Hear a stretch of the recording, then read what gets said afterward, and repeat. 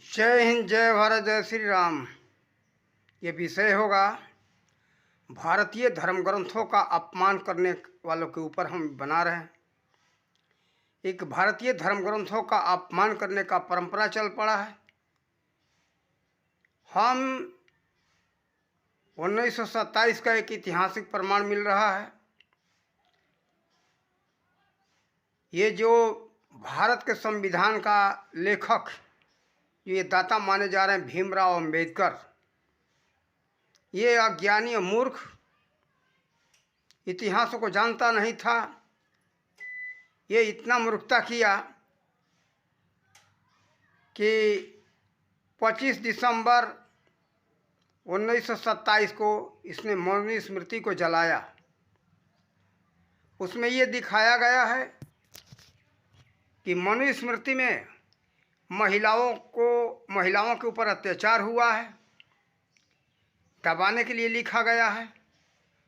उनको शिक्षा में अधिकार नहीं था और शूद्रों को शिक्षा में अधिकार नहीं दिया गया है। तो हम आज ऐतिहासिक प्रमाण के अनुसार बताएंगे कि वो बिल्कुल अज्ञानी था, इतिहास को नहीं देखा। ऐसा लग रहा है, लेकिन हो सकता है भारत को नीचा दिखाने के लिए विदेशियों ने हर प्रयास किया है और आज भी कर रहे हैं। जो ये दिखाते हैं कि हमने सब कुछ किया। कौन? इंग्लैंड वाले, चीन वाले, दोनों का चाल ही है। यूरोप वालों का भी यही चाल है। जो यहाँ मुगल आए जितने, उनका भी ये चाल है कि भारत में तो कुछ था नहीं। और इंग्लैंड वालों का ये भी दोनों सब एक ही हैं। ये दिखाते कि भारत में तो कुछ था नहीं, जो कुछ दिया हमारे पूर्वजों ने दिया।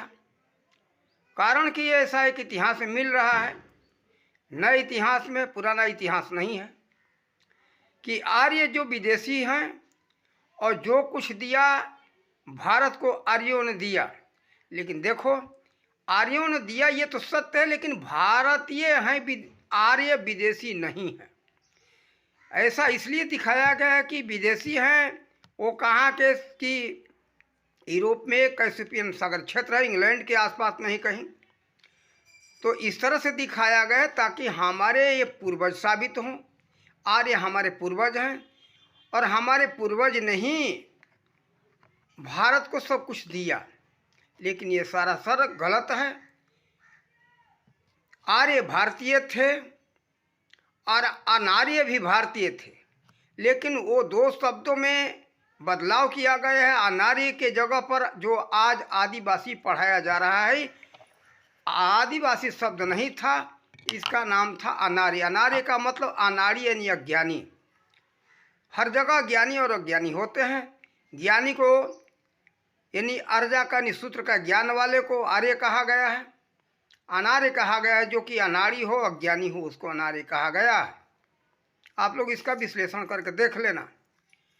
अब हम कहते इसके लिए अशिक्षित था, ज्ञानी था भीमराव अंबेडकर, जिसको डॉक्टर लोग कहते हैं।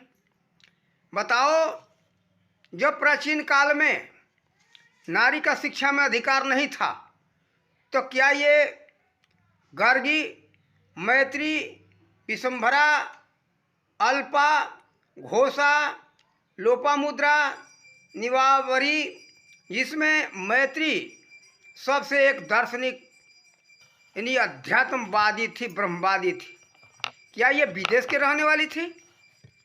ये सब भारतीय हमारे प्रसिद्ध नारियां हैं, जो बड़े बड़े विद्वानों का नाम तो इसमें इतना दिया गया है, हमें इतिहास से मिल रहा है।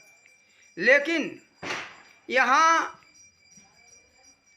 महिलाओं का शिक्षा में बराबर का अधिकार था, ये इतिहास बता रहा है।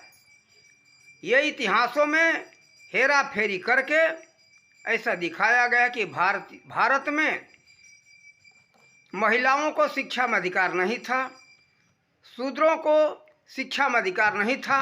ये गलत बात है। देखो, ये 2 फरवरी 1835 के पहले एक कानून बनाया लंदन में लॉर्ड मैकाले ने अपने संसद में कि भारत में हमें एक नई शिक्षा नीति लाना है, जिसमें वहाँ के प्राचीन वैदिक कालीन शिक्षा पद्धति को समाप्त कर देना है, हमारी शिक्षा नीति चलेगी वहाँ।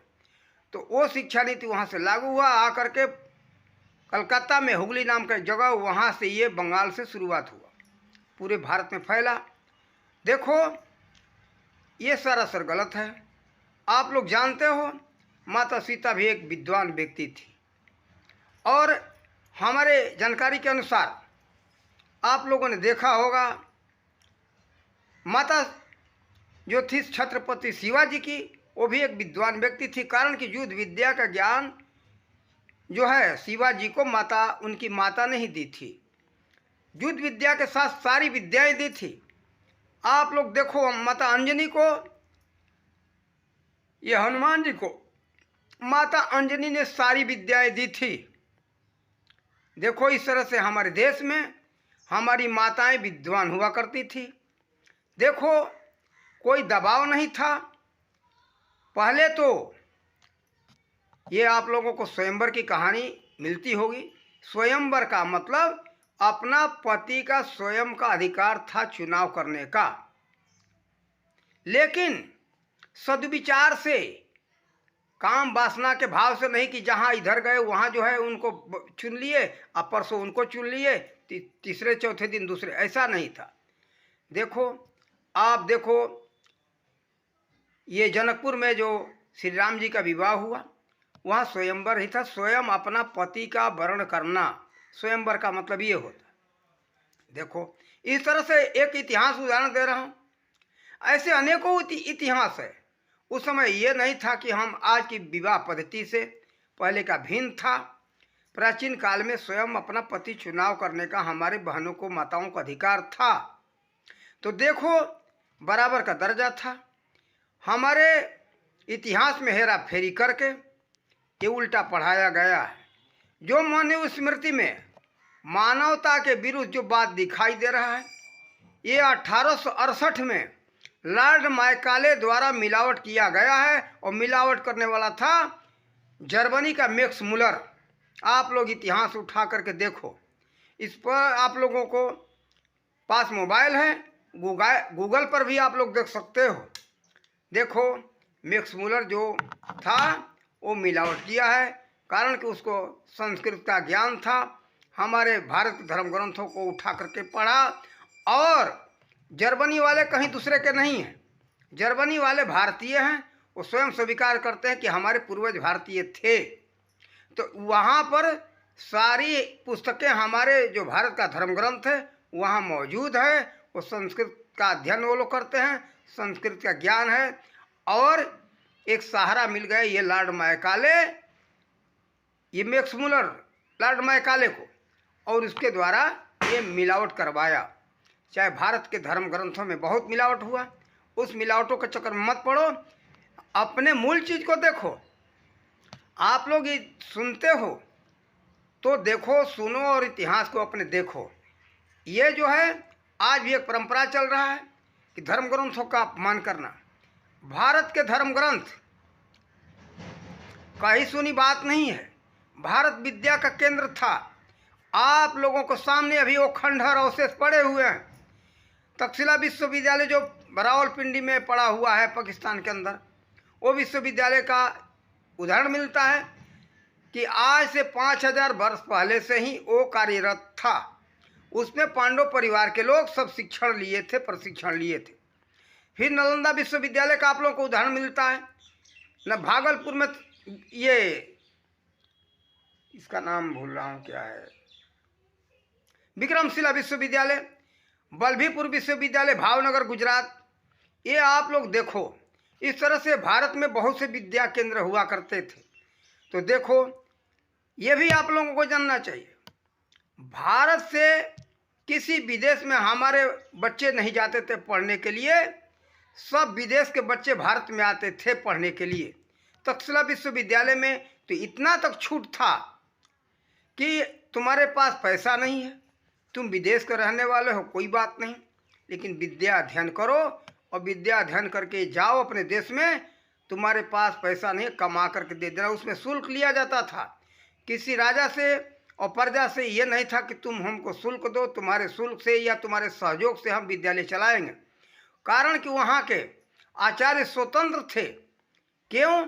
कि हम जिस तरह से बच्चों को शिक्षा देना चाहें वैसे हम दे सकते हैं। राजा से खर्चा लेकर के अपना जीविका खर्चा लेने के बाद क्या हो जाता है कि राजा का उस पर शासन चलता है कि आप इस तरह से बच्चों को विद्या अध्ययन कराओ, तो ऐसे कराना पड़ता था। लेकिन वहाँ का आचार्यों का कहना था कि हम किसी के अधीन रह करके हम विद्या केंद्र नहीं चलाएंगे, हम स्वतंत्र होकर के विद्या केंद्र चलाएंगे। और स्वतंत्र रह करके वो विश्वविद्यालय चला। तो देखो, विश्व प्रसिद्ध तक्षशिला विश्वविद्यालय था। आज से 2500 वर्ष पहले आप लोगों को ऐतिहासिक प्रमाण मिलता है, आप लोगों ने भी पढ़ा होगा।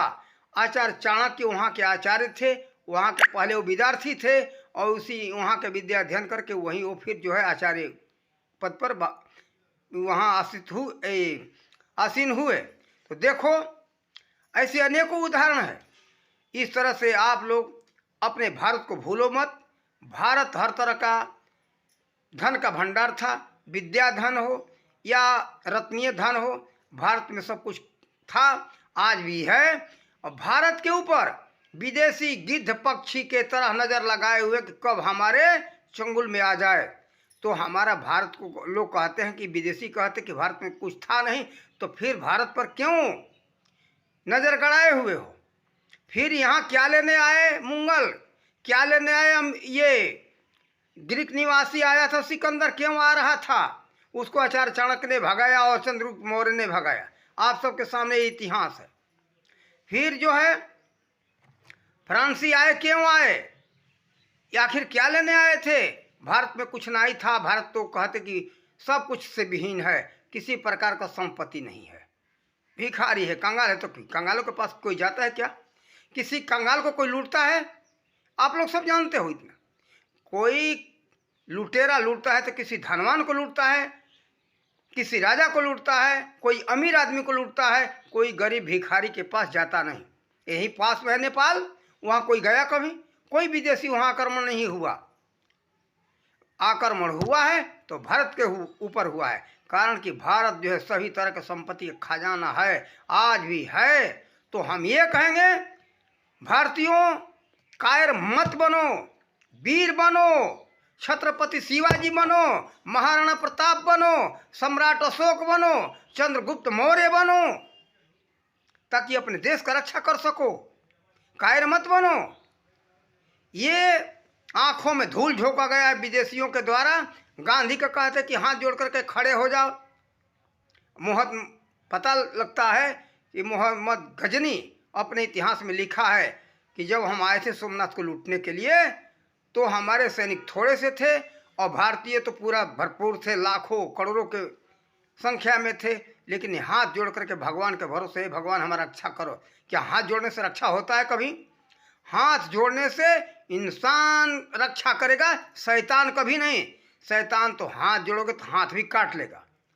ऐसा हुआ इतिहास में। देखो, वो लोग तो कमजोरी का लाभ उठाना चाहते। यही हमारे भारत के कमजोरी का लाभ उठाए विदेशी। जो हम लोग सत्य अहिंसा का जो दुहाई देते हैं ना, सत्य अहिंसा के मार्ग पर चलोगे तो कभी रक्षा नहीं कर सकते हो। और सत्य अहिंसा का भेदभाव तो समझो।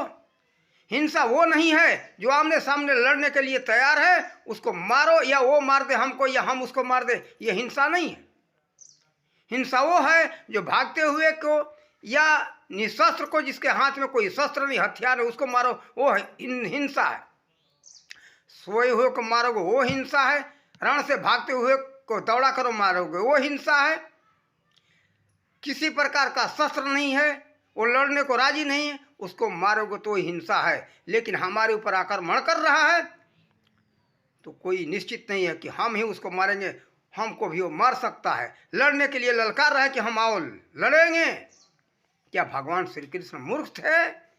क्या वो ये हत्यारा थे? दुर्योधन ने ललकारा कि आओ लड़ लो अर्जुन। भगवान श्री कृष्ण ने कहा कि ये क्षत्रिय हो तुम, अर्जुन लड़ो, तुम्हारा धर्म है लड़ने का। जो ललकार रहा है भागो मत, न तो तुम्हारा जो है क्षत्रियों में कलंक लगेगा। तो ये इतिहास हम सबको याद रखना चाहिए। ये नहीं कि हमारे ऊपर अत्याचार करता रहे, हम हाथ जोड़ करके खड़े रहें। देखो, हाथ जोड़ने से अभी आज़ादी जो मिली है, हाथ जोड़ने से नहीं मिली। ये तो केवल विदेशी दलाल हैं, ये नेहरू परिवार, जो गांधी को आगे कर दिया कि गांधी तो हाथ जोड़ करके बिना ढाल और तलवार के जो है देश को आज़ाद करा लिए। अरे ये सब भूल है। हमारे लोगों के आंखों पर पट्टी बंधा जा रहा है। सरदार भगत सिंह, चंद्रशेखर आजाद, नेताजी सुभाष चंद्र बोस नहीं होते, खुदीराम बोस नहीं होते, अशफाक उल्लाह नहीं होते तो देश आज़ाद होने वाला नहीं था। इनके जैसे, इन लोगों के जैसे हजारों हमारे यहाँ योद्धा लड़ करके मर गए देश के लिए, शहीद हो गए, तब जाकर के आज़ादी मिली है। हाथ जोड़ने से कभी कोई दुष्ट नहीं मानता। जैसे रावण था, रावण तब हाथ जोड़ने से, निवेदन करने से माना था क्या? श्री राम जी को अंत में धनुष बाण उठाना ही पड़ा, तब वो माना और मार करके सीता को आज़ाद करा करके लेकर के आए।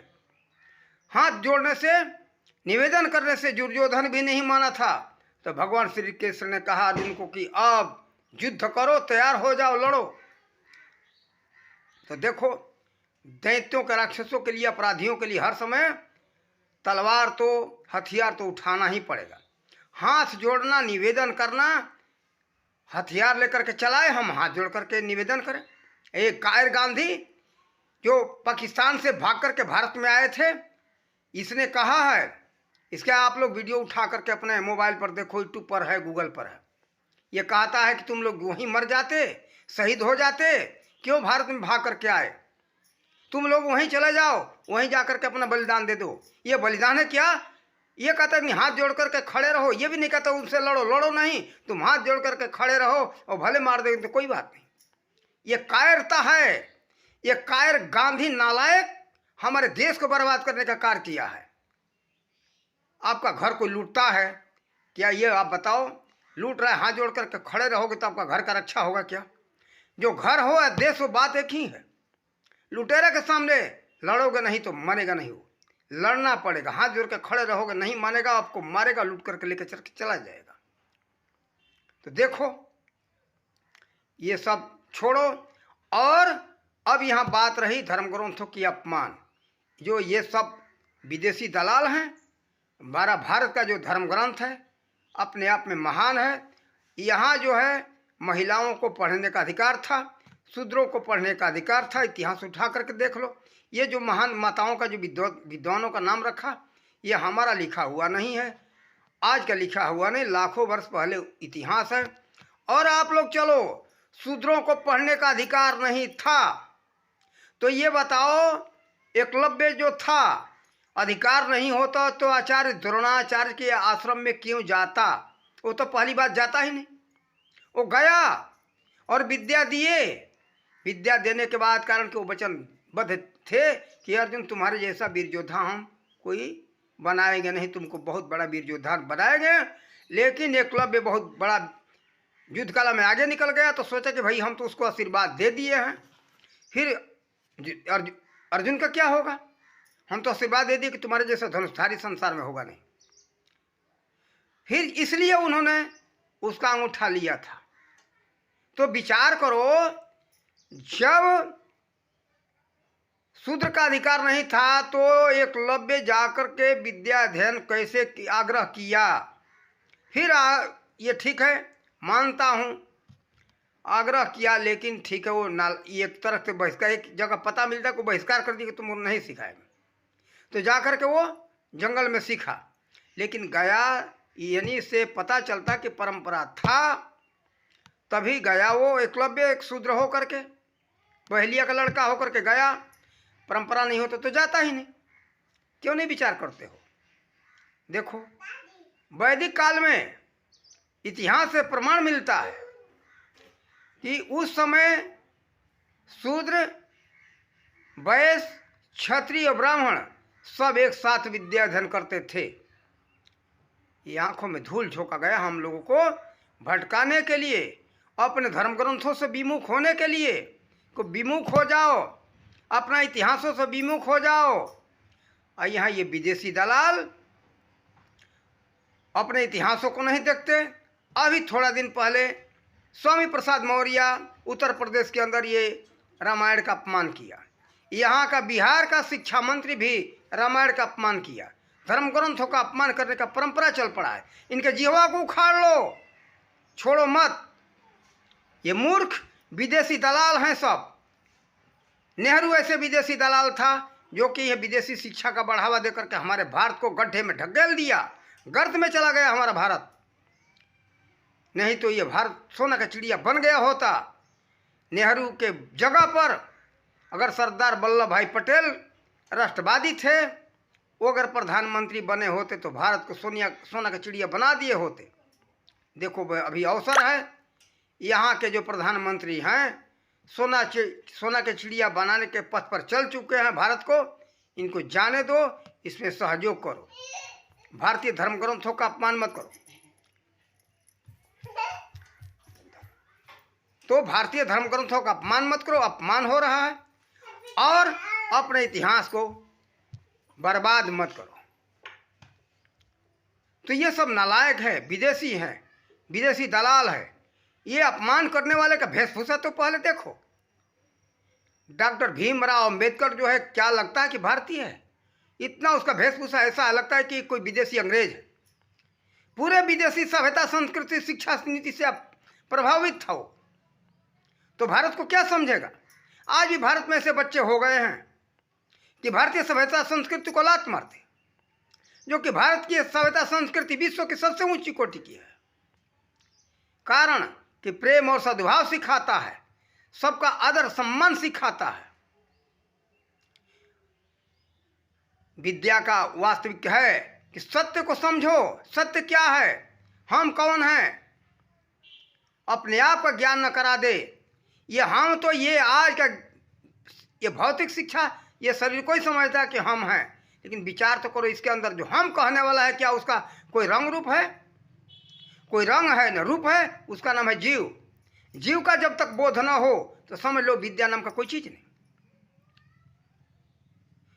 ये तो बस भौतिकता का अर्थ भी ये मूर्ख नहीं समझते। भौतिक का अर्थ क्या है? भौतिक अर्थ ये बताएंगे ये मूर्ख कि जो परिवर्तनशील है उसका नाम है भौतिक। भौतिक अर्थ नहीं जानते हो तो मुझसे सुनो, मैं एक सखी साधु हूँ, महामूर्ख व्यक्ति हूँ। मैं अपने को ही मूर्ख समझता हूँ, ये अपने को बड़ा विद्वान समझते। भौतिक का शुद्ध शब्द है भाव तक, जो इंद्रियों तक सीमित है। गूगल पर पढ़ा उठा कर देख लेना।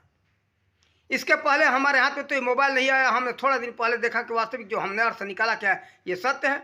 और इसका पहले हम अर्थ निकाल करके लिख दिए हैं अपने सत्य दर्शन सागर पुस्तक में। भौतिक का मतलब है जो उसमें भी ऐसे नहीं लिखा जो मैंने लिखा। भौतिक का शुद्ध शब्द है भाव तक। भाव माने इंद्रिय, जो इंद्रियों तक सीमित है। कौन? 5 ज्ञान इंद्रियों तक जो ज्ञान सीमित है, जो हम 5 इंद्रियों से जो जिसका ज्ञान प्राप्त कर सकते, उसको भौतिक कहते। नाक से सूंघ करके, आँख से देख करके, कान से सुन करके और जिह्वा से चख करके, और ये चमड़े जो है ना, ये भी इंद्रिय में आते। चमड़े से स्पर्श करके जो हम ये 5 ज्ञान इंद्रियों द्वारा जो ज्ञान प्राप्त करें, उसका नाम है भौतिक। ये शुद्ध शब्द है भौतक। भौतक शब्द का एक अपभ्रंश बिगड़ा हुआ शब्द है भौतिक। भौतिक का अर्थ आज तक कोई हमको आज बताया नहीं। मैंने सोच विचार करके इसका उचित अर्थ निकाला। भाव प्लस तक, जो इंद्रियों तक है, उसका नाम है भौतिक। तो भौतिकता में यही है कि हमको नीति से अनीति से मतलब नहीं है, हमको सुख चाहिए। तो देखो, जीव का जब बोध हो जाए तो वह जीव दिखाई देता कि मैं ही सब में हूँ, मेरा ही अंश सब में है। जिसके लिए तुलसीदास जी ने लिखा कि ईश्वर अंश जीव अविनाशी, चेतन अमल सह सुखराशि। ये काकभूषुंडी जी का वाणी है, गरुड़देव जी को समझाया है उत्तरकांड में। आप लोग तुलसीकृत रामायण में उठा करके देख लो। तो जब तक सत्य का बोध न हो जाए, इन सब मूर्खों को ज्ञान नहीं कि सत्य क्या है। ये केवल शरीर को ही सत्य मानते हैं, शरीर को केवल सजाने में लगे हैं।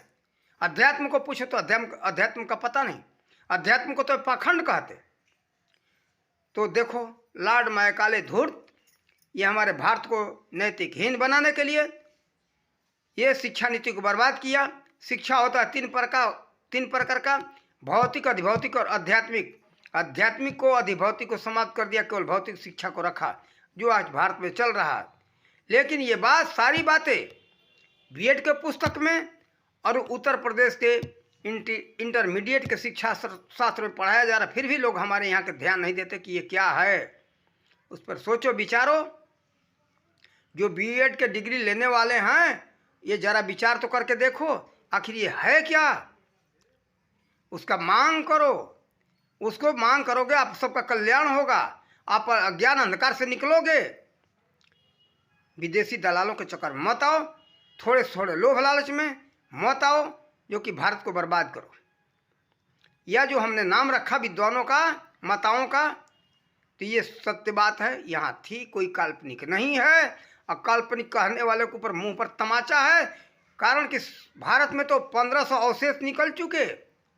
ये भी तो विदेशी पढ़ाए कि आर्य भारत में आए, आर्य भारत में नहीं आए, बाहर से सब आर्य, यहीं के आर्य अनार्य दोनों हैं, दोनों हैं, यहीं के विदेशी कोई नहीं है। पहले तो हमने बस यहीं तक पढ़ा था, पहले था केवल हड़प्पा मोहनजोदड़ो, उत्तर प्रदेश में सारनाथ, कुशीनगर, कौशाम्बी, असरबस्ती, फिर अब तो ऐसे राखीगढ़ ही है, वहाँ गुजरात में लोथल है, धोलावीरा है, ऐसे मुख्य मुख्य इतिहास ये अवशेष पाए गए। ये सब आर्यों का था, और आज का नहीं है। 10,000, 8,000, अब 5-7,000 ये वर्ष पुराने हैं। अब ये जो है, जो अभी हमने सारनाथ, कुशीनगर, कौशाम्बी का जो बताया, सरवाती का, ये लाखों वर्ष पुराना है। और ये सूर्यवंशी राजाओं का गढ़ था, किला थे। इसमें सभी सूर्यवंशी राजाओं का जो सामान मिला, अवशेष मिला, वो सामानों पर शोध हुआ तो पता चला कि सूर्यवंशी राजाओं का था, सूर्यवंशी राजाओं का है ये सब। तो सूर्यवंशी राजा कोई आज के भारत में नहीं है, लाखों वर्ष पुराने हैं।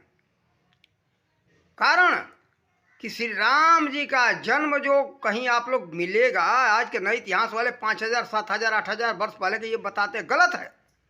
कारण कि त्रेता के कुछ समय था भी, तभी श्री राम जी का जन्म हुआ था। तो 5,000, 7,000 हुआ कैसे? द्वापर का ही समय बीत रहा है, 8,64,000 वर्ष। तो 8,64,000 वर्ष तो यही पूरा समाप्त हुआ। 5,150 वर्ष, लगभग 200 वर्ष हो गया कलयुग को। फिर त्रेता में पता नहीं कितना, उसका समय सीमा नहीं मिल रहा है, लेकिन महर्षि दयानंद सरस्वती बहुत बड़े संस्कृत के एक विद्वान थे, वो संशोधन करके लिखा है 9,54,000 वर्ष पहले श्री राम जी का जन्म अयोध्या में हुआ था। और ये काल्पनिक नहीं है, सभी अवशेष वहां पाए गए, ऐतिहासिक प्रमाण है। देखो, भारत विद्या का केंद्र रहा है, यहाँ भेदभाव फैला करके हमारे भारतीयों को लड़ने का काम किया जा रहा है। हम सब आपस में लड़े नहीं, विदेशियों के बहकावे में आकर के। और ये विदेशी दलालों के चक्कर में नहीं पड़े, ये सब विदेशी दलाल हैं, भारत को बर्बाद करने वाले हैं। आज भारत के अंदर जो हो, ये आदित्य स्टालिन हो, या यहाँ का बिहार का शिक्षा मंत्री हो, या चाहे उत्तर प्रदेश का स्वामी प्रसाद मौर्य हो, इसके जैसे बहुत से हैं जो भारतीय धर्म ग्रंथों के ऊपर आवाज़ उठा रहे हैं। कारण कि इनको समाज को तोड़ करके अपना एक समूह बनाना है वोट बैंक के लिए। ये राजनीति है, धूर्त नीति है। ये राजनीति भी नहीं, इसको हम धूर्त नीति कहते हैं। धूर्त के बल पर, धूर्तई के बल पर, जालसाजी के बल पर इनको अपना शासन सत्ता जमाना है। इनके सबके चक्कर में मत आओ, अपना इतिहास उठा करके देखो। आप सब भारतीय हो, भारतीयों के संतान हो, ऋषियों के संतान हो। तो देखो, ये जो बदनाम करते हैं भारत को, ये सब ऋषियों के संतान हैं। ये भी बारी नहीं है, लेकिन इनकी बुद्धि मारी गई है। थोड़े थोड़े लालच में विदेशी के दलाल हो जाते, और दलाल होकर के भारत को बर्बाद करने में लगे हुए। तो देखो, हम भीमराव अम्बेडकर को महामूर्ख समझते, जो भारत को बर्बाद करने वाला है। उसका वेशभूषा, भाव, उसके पहनावा से देखो, जैसा अंदर से भाव होता है वैसा भेष होता है। जैसे किसी का भी देख लो, जैसा भेष होगा वैसा ही भाव होगा, उसके चेहरे पर वो भाव समझ में आ जाता है। इसी आधार पर पुलिस वाले जो हैं साधु और चोर का पहचान करते हैं। जैसा भाव होगा चेहरे पर दिखाई पड़ता है। तो इन लोगों के अंदर अंग्रेजियत भाव है, इसलिए अंग्रेजी वेशभूषा है। देखो क्या बढ़िया ठाट बाट भीमराव अम्बेडकर का अंग्रेज का जैसा लग रहा है। क्या भारत गर्म देश में कोट पैंट टाई का क्या जरूरत? बढ़िया कोट पैंट टाई और चश्मा। चश्मा तो ठीक है, दूरदर्शिता के लिए, दूर के वस्तुओं को देखने के लिए जरूरी है, लेकिन कोट पैंट टाई का क्या काम है? इसका शिक्षा दिया कि तुम सब अंग्रेज बन जाओ, और जो कुछ है सब इंग्लैंड में, भारत में तो कुछ था नहीं। तो बताओ इंग्लैंड वाला क्या करने आए थे यहाँ हमारे गरीब देशों में? हमारे मूर्खों के पास क्या लेने आए थे? जरा क्यों नहीं आप लोग विचार करते हो? हमारे मूर्खों का जो पुस्तकालय था ईस्ट इंडिया लाइब्रेरी में, उसमें 20 लाख पुस्तक थे। हमारे मूर्खों का पुस्तक को क्यों लेकर के गए? जब भारत से भागने लगे तो सबसे पहले ईस्ट इंडिया लाइब्रेरी जो था उसको लेकर के भागे। उसमें उस समय 20 लाख पुस्तक था। ऐसे ऐतिहासिक प्रमाण मिल रहा है, जो कि आज भी वहाँ ब्रिटेन में पुस्तकालय के अंदर रखा हुआ। क्यों सच करके रखे हमारे भारत के जो है बिल्कुल भ्रष्ट अज्ञानता के पुस्तकों को? क्यों रखे? उसको दे दे, हमारे भारत को वापस कर दे। हमारे मूर्खों का पुस्तक लेकर के क्या करेंगे? हम मूर्ख, हमारे पुस्तक को लाओ वापस दो हमको। वो भी सच करके रखे हैं। यहीं का जो है कोहिनूर हीरा लेकर के चले गए। ये लुटेरे, इनके इतिहास उठा करके देखो। अमेरिका में विश्व के आधा से अधिक देशों पर ये धूर्तबाजी के बल पर चोर, जालसाजी, हिजड़े, ये आधा से अधिक देशों पर राज किए। पेरू नाम का सभ्यता था, एक और सभ्यता का मुझे भूल गया हूं, अमेरिका में जाकर के लूटे। कोलंबस वहीं गया था। वो तो निकला था भारत के खोज के लिए कि भारत कहाँ है, तो वो चला गया, भाग करके भूल करके अमेरिका चला गया। फिर आकर के बताया तो वहाँ से जो है एक फ्रांसीसी ये निकला, वास्को डी गामा, तो भारत में आया। ये लुटेरे यहाँ व्यापार के बहाने आकर के, आप सबको इतिहास ये मालूम है, व्यापार के बहाने आकर के धूर्तबाजी से, जालसाजी से भारत के राजाओं को लड़ाए और लड़ा करके फूट डाल करके ये भारत को गुलाम किए। लेकिन हमारे भारतीय ध्यान नहीं देते। दूसरी बात, कोई आक्रमण कर रहा है तो उसका जवाब नहीं देना चाहते। अतः उसका जवाब देंगे तो हम हिंसक हो जाएंगे। अरे हिंसक बनो, बनना पड़ेगा, अत्याचारी को जवाब देना ही पड़ेगा, तभी अपने धन धर्म धरती का रक्षा कर सकते हो, नहीं तो नहीं कर सकते हो। कायर हो, नालायक हो, भारत भूमि के संतान नहीं हो तो हाथ जोड़ करके कायर बनो। अपने श्री राम वीर थे, कृष्ण वीर थे, परशुराम वीर थे, विश्वामित्र वीर थे। ये वीरों के संतान हो, उनके ऋषियों के संतान हो, वीर बनो। देखो चंद्रगुप्त मौर्य कोई कायर नहीं थे, हाथ जोड़कर अफगानिस्तान तक कब्जा नहीं किए थे। उनके पास उन लोगों के पास तो ज्ञान भी था और बल भी था। वो न्यायकारी राजा थे, अन्याय करके वो सबको कब्जा नहीं किए, न्यायकारी थे। न्याय के बल पर वहाँ के जनता, वहाँ के समाज स्वीकार करता गया कि आ जाओ महाराज। जैसे आज हमारे भारत के प्रधानमंत्री हैं नरेंद्र मोदी, ऐसे पाकिस्तान वाले नहीं कहते कि हमको प्रधानमंत्री जैसा प्रधानमंत्री चाहिए, चाहते कि कहते कि हमको अपने भारत में मिला लो। ऐसे नहीं, कारण कि न्यायकारी हमारा प्रधानमंत्री है। इसी तरह से वो लोग इनसे भी अधिक न्यायकारी थे, चाहे चंद्रगुप्त मौर्य हों, चाहे सम्राट अशोक के हों। न्याय के बल पर ये जो है कि इनका वहाँ राज फैला हुआ था। तो वीर थे, योद्धा थे, कायर नहीं थे, हाथ जोड़ करके राज नहीं मिला इनको। ये दोनों था, बाहुबल था और विद्या बल था। बाहुबल और विद्या बल के ऊपर सभी जगह पूरे ये जो इसमें से पता चलता है 22 देश करके, फिलीपींस हो, अफगानिस्तान हो, ऑस्ट्रेलिया हो, बर्मा हो, चीन हो, ये सब हमारे में से, भारत में से कट करके 22 देश बन गए। तो देखो उन कायरों के संतान नहीं, वीरों के संतान हो। थोड़ा शर्म करो कि हम हाथ जोड़ करके कुछ नहीं कर सकते, हाथ जोड़ करके कुछ नहीं मिलता है। कोई छीनने आवे तुम उससे हाथ जोड़ो, तुम्हारी बाहुबल कहाँ चली गई? उसको मार करके भगाओ, जवाब दो, लड़ना सीखो, कायर बनना नहीं, कारण कि वीरों के संतान हो, कायरों के संतान नहीं हो। अरे कलंक लगा रहे हो अपने वीरों में, वीर के इतिहासों में कलंक मत लगाओ। हम बार बार यही कहते, आप लोग जागो अभी से। और हम अन्याय करने के लिए नहीं कहते कि जाकर के किसी को मार करके सताओ, नहीं, जो हमारे ऊपर आंख उठाए उसका आंख फोड़ दो, बाँह उठाओ उसका बाँह काट लो। ये नहीं कि हम हाथ जोड़ करके खड़े रहें। एक नारी होती है ना पतिव्रता, हाथ जोड़ करके पति के सामने खड़ी हो जाती है पतिव्रता। नारी मत बनो गधे, मूर्ख हो।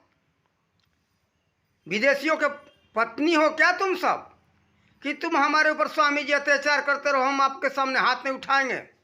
कायरो नलायको, ऐसा मत सीखो। इसी तरह से ऐसे करने से विदेशी जो है हमारे भारत को लूटते रहे और गुलाम करते रहे। उस पद्धति पर मत आओ, अब छोड़ो, जागो अभी से।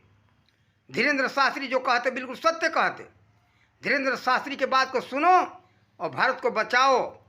अभी भारत को गुलामी होने से बचा लो, नहीं तो भारत फिर गुलाम हो जाएगा। यहाँ विदेशी दलाल बहुत से लगे हुए हैं भारत को गुलाम कराने में। तो देखो, भारत के इतिहास को जानो और धीरेन्द्र शास्त्री के विचारों को अपनाओ। अपने इतिहास को जानो, समझो और वीर सिद्धांत को अपनाओ, तभी अपना कल्याण कर सकते हो, अन्यथा कल्याण नहीं कर सकते हो। अपना कल्याण करो, इतिहास को जानो। इन्हीं शब्दों के साथ अपने वाणी का विराम देते। और एक बात ये कहेंगे साथ ही कि अच्छा लगे वीडियो तो ये शेयर करना लोगों के साथ, यानी साझा करना अपने मित्रों के साथ में। न लगे अच्छा तो मत साझा करना, अच्छा लगे तो साझा करो। थोड़ा हमारा बाड़ी वीर जैसा है, साड़ी तो पहनते जरूर, लेकिन हमारा खोपड़ी रहता वीरों वाला। कारण कि वीर का मैं औलाद हूँ, वीरों का संतान हूँ, कायरों का नहीं। हम सखी साधु हैं जरूर, स्त्रियों का वेशभूषा है, लेकिन कायरता का नहीं। हम वीरों का हाथ जानते, हम वही सबको पाठ पढ़ाते। हमारे वीडियो में ऐसा ही सुनोगे कड़क आवाज में। हम ललकारते रहते कि भारत को बचाओ, गुलाम मत होने दो। अगर गुलाम कराना है, अपने देश को बर्बाद कराना है, दूसरे का अधीनता स्वीकार हो तो जाओ गुलाम करा दो, कोई बात नहीं। हम यही कहेंगे, अभी जागो, जा करके अत्याचारियों से भारत को बचाओ, अपने देश का रक्षा करो, अपना भी रक्षा करो। इन्हीं शब्दों के साथ वाणी का विराम देते। जय हिंद, जय भारत, जय श्री राम।